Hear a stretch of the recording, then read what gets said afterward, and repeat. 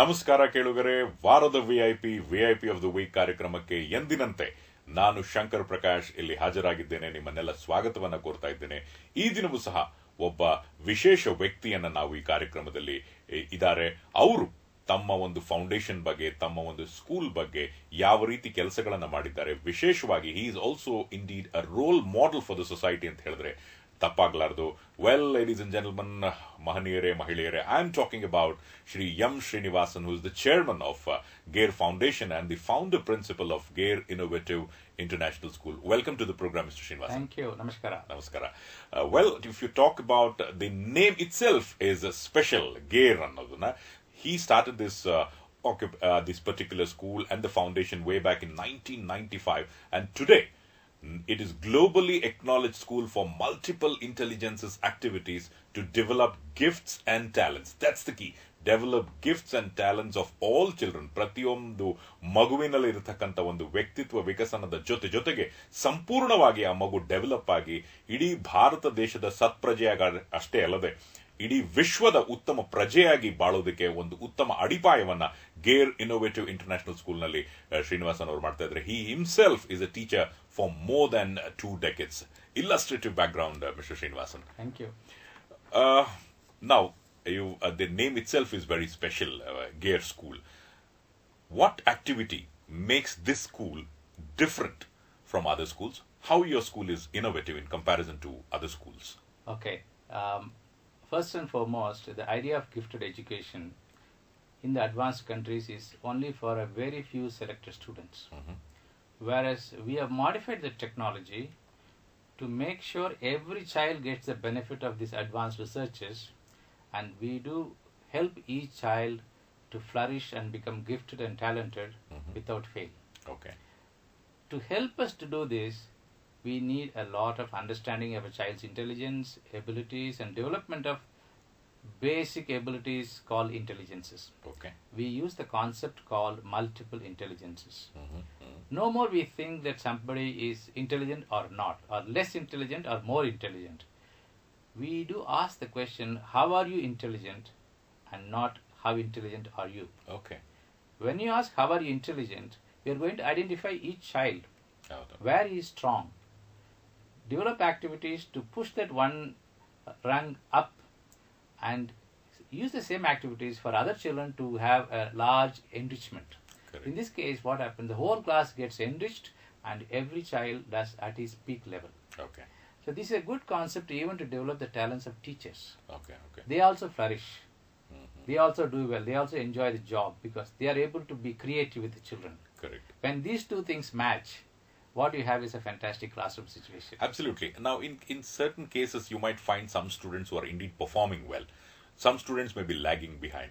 Now, for people or students or the children who are already performing well, what exactly do you do for such students who are indeed performing well?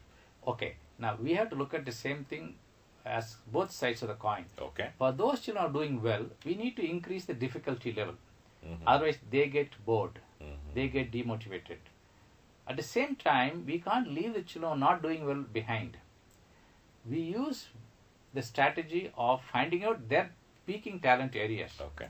where they enjoy doing things. Every child has one area.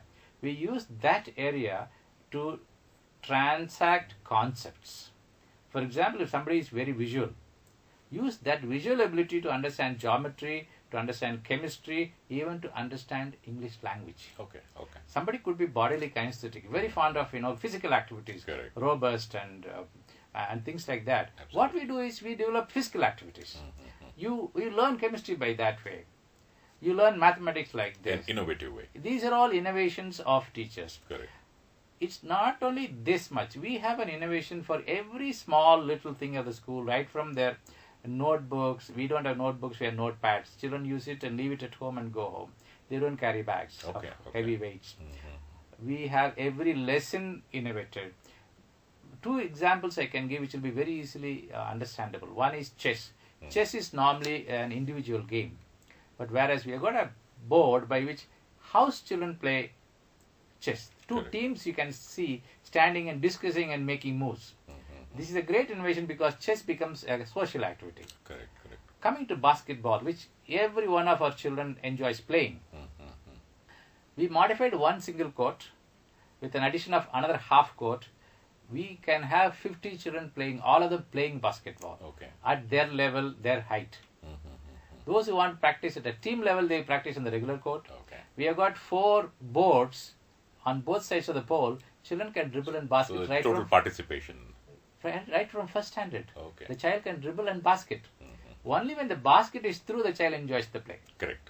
Only when a sum is solved, the child enjoys mathematics. Correct. Only when the child does something experimental, the child enjoys learning physics. If you get the solution, you will enjoy it. Yes. Now, what is the normal age group you admit in your schools? Okay. Here, one important principle has to be understood. That is called brain development. At about 2.5 years, the child's brain longs for experiences, longs for input. So that is the time you have to give the correct input. Montessori method gives the correct input. At 2.5 we start. The child comes to school. There's no teaching. The child does work with apparatus and negotiates concepts. Till what age the child can stay in the school? The child can stay in the school till 10th standard. That's almost 16, 17 years. Right from 2.5 to Yes. 17 years. Yeah. So the entire facilities are there. Entire facilities are there. Okay. We are a school affiliated to the CBSE, but what we do within the school is something unique. Ultimately, our children take the CBSE board exam, and they have been doing wonderfully well. Welcome back, ladies and gentlemen, boys and girls. I'm in conversation with Sri M. Srinivasan, the chairman of Gear Foundation and the founder principal of Gear Innovative International School. Now, Montessori, right from 2.5 years up to the stage of class 10, the students can study in Gear campus. Now, tell us more about where exactly your school is located and about your campus. We are located on the Sajapur Road. You can approach from Outer Ring Road also, very close to Marthalli. We are right behind Wipro headquarters. Okay. And what about you are talking about innovation right through the first few questions. Is your campus innovative? It's totally innovative. If anybody walks in, they would realize that there is something different.